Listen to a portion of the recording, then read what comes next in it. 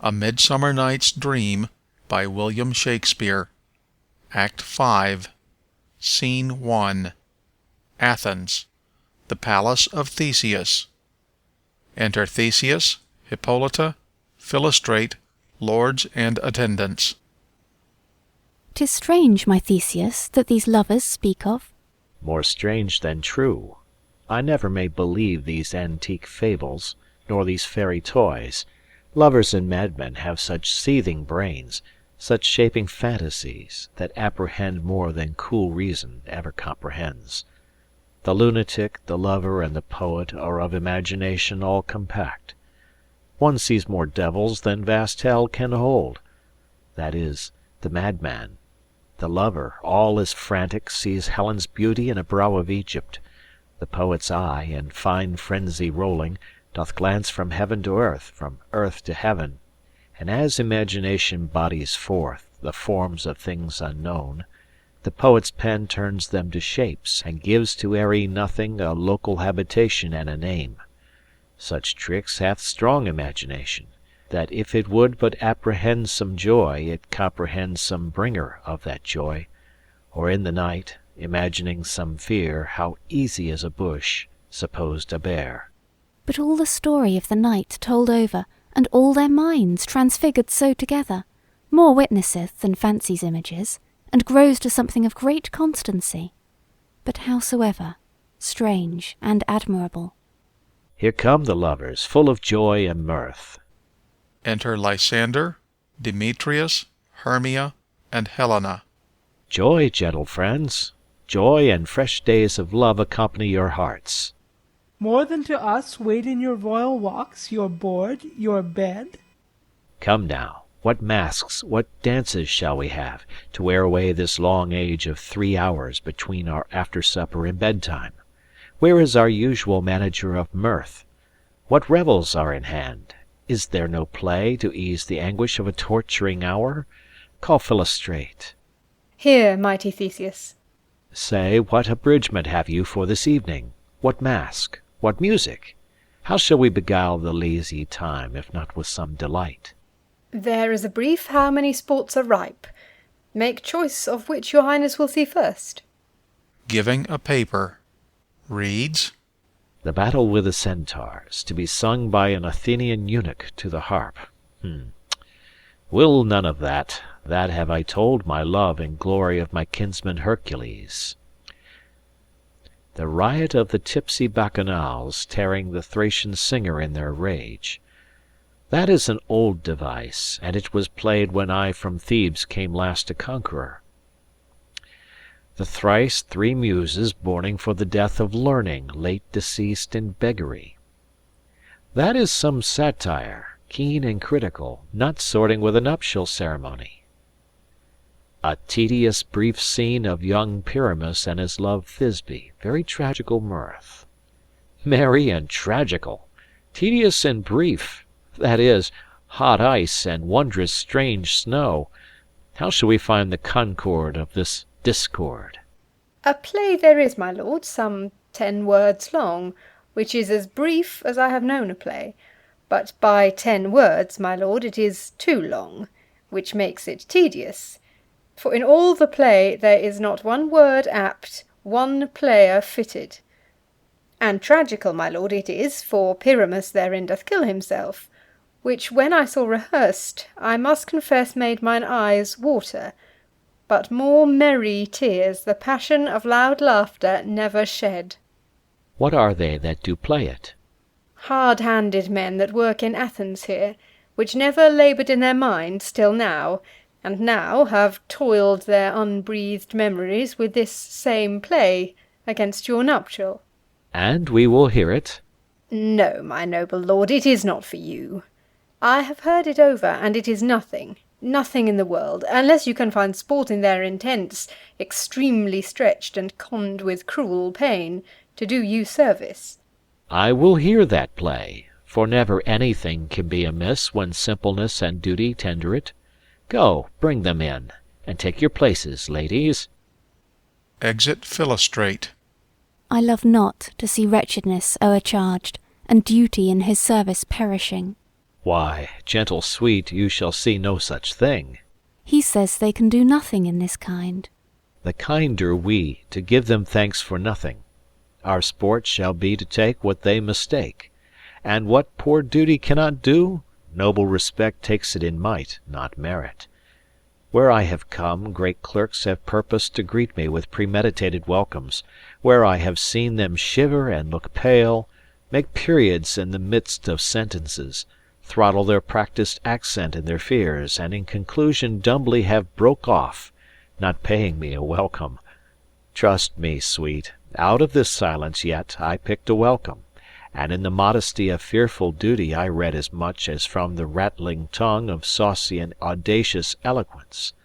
Love, therefore, and tongue-tied simplicity in least speak most to my capacity.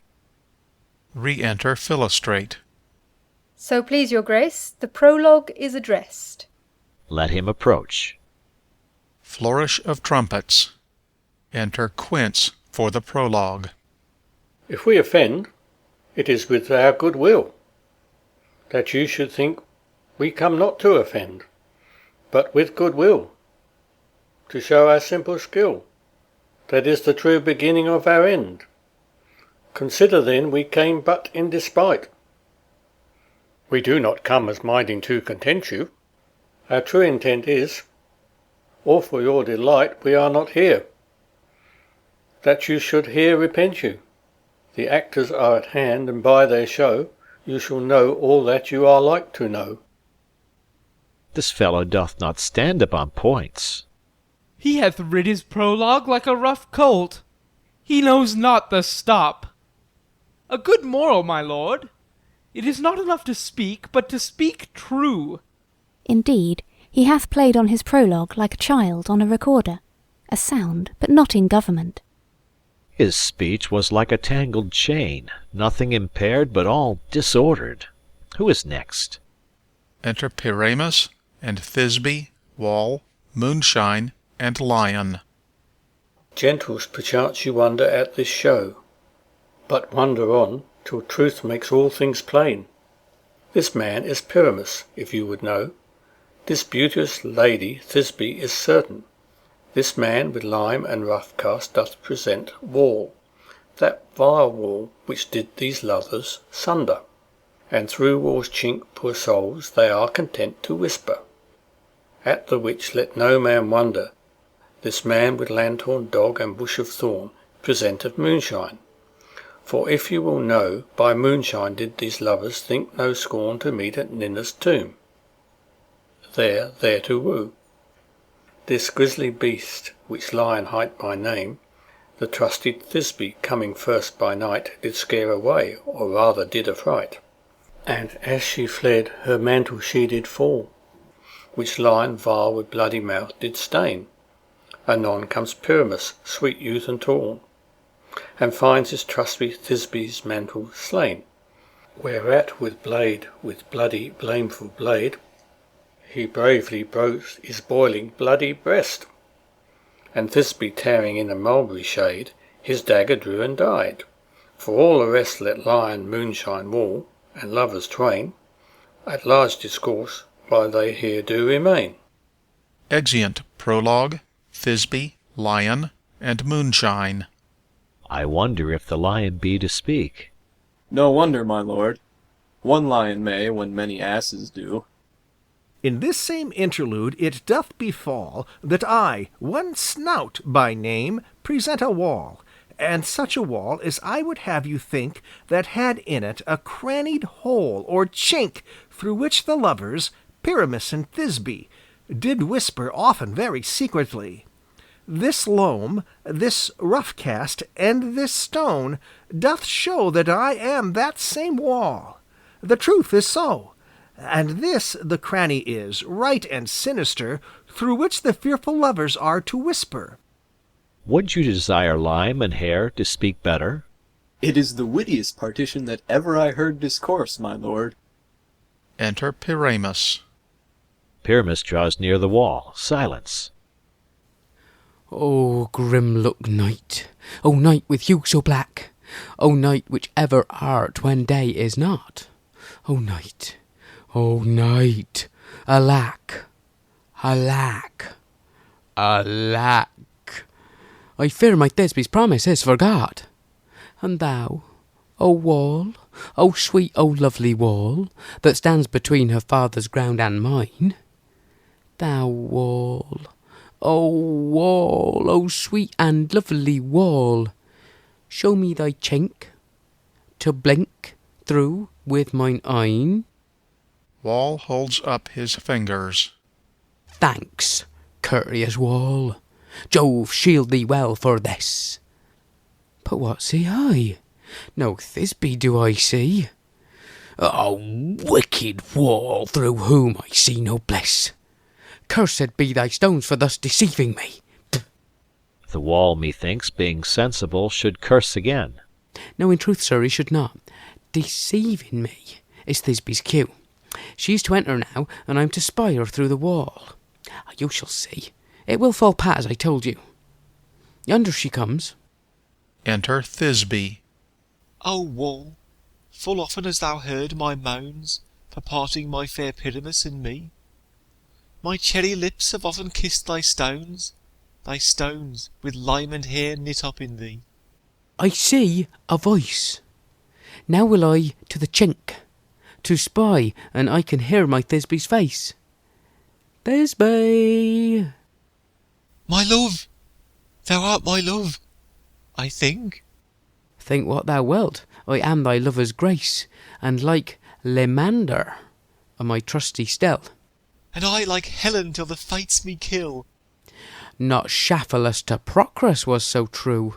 As Shafalus to Procrus, I to Yao.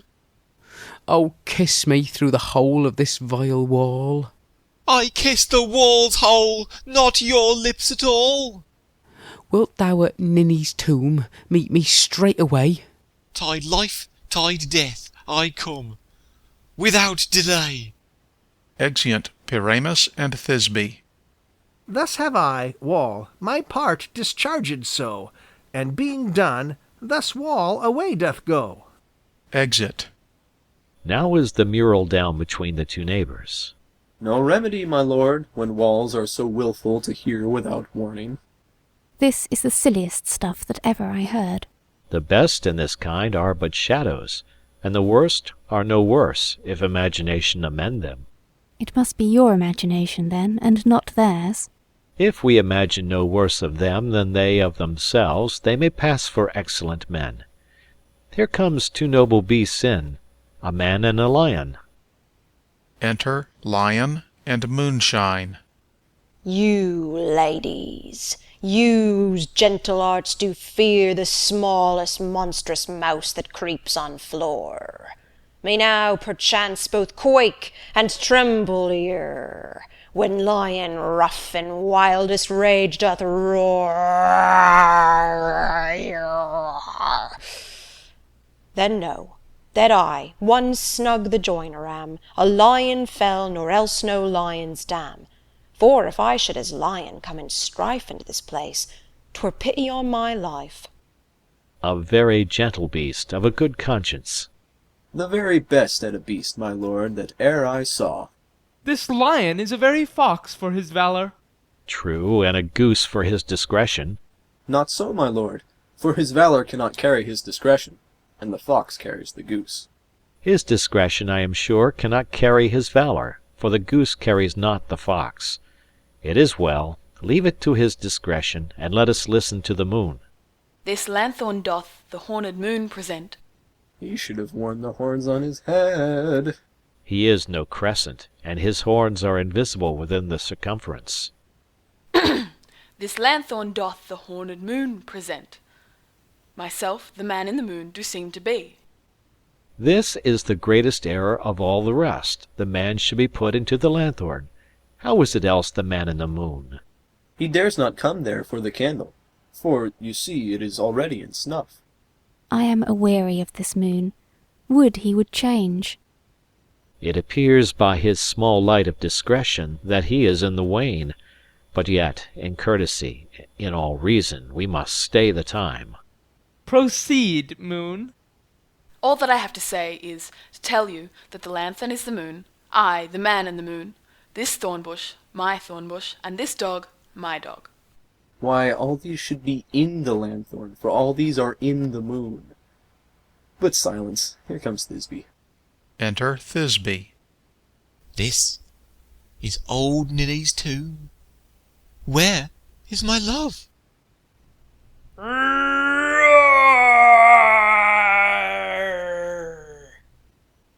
Thisbe runs off. Well roared, lion! Well run, Thisbe. Well shone, moon. Truly the moon shines with a good grace. The lion shakes Thisbe's mantle and exit. Well moused, lion. And so the lion vanished. And then came Pyramus. Enter Pyramus. Sweet moon, I thank thee for thy sunny beams. I thank thee, moon, for shining now so bright. For by thy gracious golden glittering gleams, I trust to take of truest Thisbe sight. But stay, oh spite! But mark, poor knight, what dreadful dole is here? Eyes, do you see? How can it be? Oh dainty duck, oh dear, thy mantle good. What? Stained with blood? Approach ye furies fell.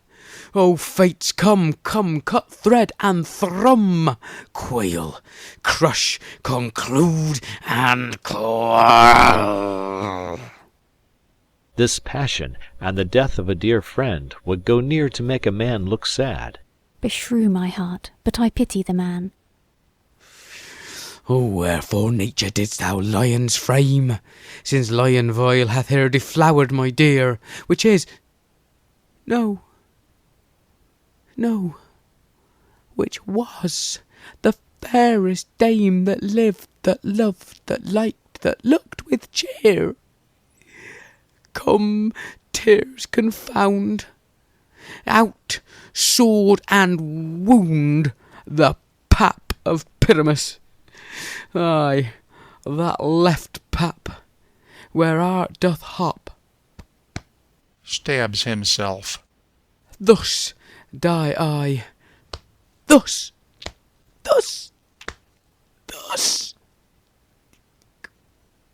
Now am I dead.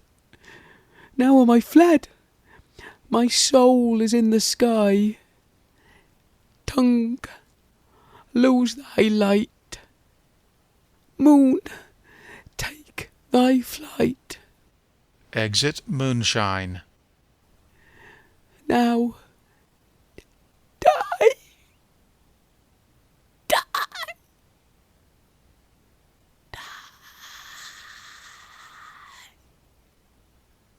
Die.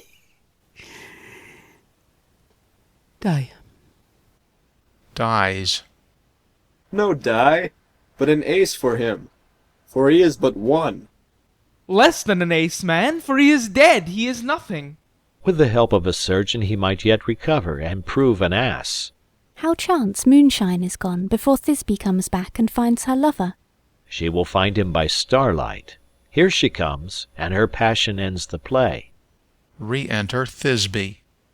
Methinks she should not use a long one for such a Pyramus. I hope she will be brief. A mote will turn the balance, which Pyramus, which Thisbe is the better. He for a man, God warrant us. She for a woman, God bless us. She hath spied him already with those sweet eyes. And thus she means videlicet. Asleep, my love.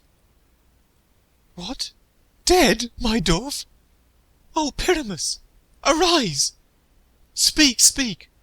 Quite dumb? Dead, dead! A tomb must cover thy sweet eyes. These lily lips, this cherry nose, these yellow cowslip cheeks, are gone, are gone! Lovers make moan. His eyes were green as leeks. O sisters three, come, come to me, with hands as pale as milk. Lay them in gore, since you have shore with shears his thread of silk. Tongue, not a word. Come, trusty sword. Come, blade, my breast imbrue. she stabs herself. And farewell, friends! Thus Thisbe ends. Adieu! Adieu! Adieu! She dies. Moonshine and Lion are left to bury the dead. Aye, and the wall too. No, I assure you. The wall is down that part of their fathers. Will it please you to see the epilogue? Or to hear a burgomask dance between two of our company? No epilogue, I pray you, for your play needs no excuse. Never excuse, for when the players are all dead there needs none to be blamed. Marry, if he that writ it had played Pyramus and hanged himself in Thisbe's garter, it would have been a fine tragedy, and so it is truly, and very notably discharged. But come, your burgomask, let your epilogue alone. A dance. The iron tongue of midnight hath told 12. Lovers, to bed. 'Tis almost fairy time. I fear we shall outsleep the coming morn as much as we this night have overwatched. This palpable gross play hath well beguiled the heavy gait of night. Sweet friends, to bed. A fortnight hold we this solemnity, in nightly revels and new jollity. Exeunt. Enter Puck. Now the hungry lion roars, and the wolf behowls the moon, whilst the heavy ploughman snores, all with wearied task fordone. Now the wasted brands do glow, whilst the screech owl, screeching loud, puts the wretch that lies in woe in remembrance of a shroud. Now it is the time of night, that the graves all gaping wide, every one lets forth his sprite, in the churchway paths to glide. And we fairies, that do run by the triple Hecate's team, from the presence of the sun, following darkness like a dream, now are frolic. Not a mouse shall disturb this hallowed house. I am sent with broom before to sweep the dust behind the door. Enter Oberon and Titania with their train. Through the house give gathering light. By the dread and drowsy fire, every elf and fairy sprite hop as light as bird from briar, and this ditty after me sing and dance it trippingly. First, rehearse your song by rote, to each word a warbling note. Hand in hand, with fairy grace, will we sing and bless this place. Song and dance. Now until the break of day, through this house each fairy stray. To the best bride bed will we, which by us shall blessed be, and the issue there create ever shall be fortunate. So shall all the couples three ever true in loving be. And the blots of nature's hand shall not in their issue stand. Never mole, harelip, nor scar, nor mark prodigious such as are despised in nativity shall upon their children be. With this field do consecrate every fairy take his gate, and each several chamber bless through this place with sweet peace. And the owner of it blessed shall ever in safety rest. Trip away, make no stay, meet me all by break of day. Exeunt Oberon, Titania, and train. If we shadows have offended, think but this, and all is mended, that you have but slumbered here while these visions did appear, and this weak and idle theme, no more yielding but a dream, gentles do not reprehend. If you pardon, we will mend. And as I am an honest Puck, if we have unearned luck now to scape the serpent's tongue, we will make amends ere long, else the Puck a liar call. So good night unto you all. Give me your hands, if we be friends, and Robin shall restore amends. End of Act 5. End of A Midsummer Night's Dream by William Shakespeare.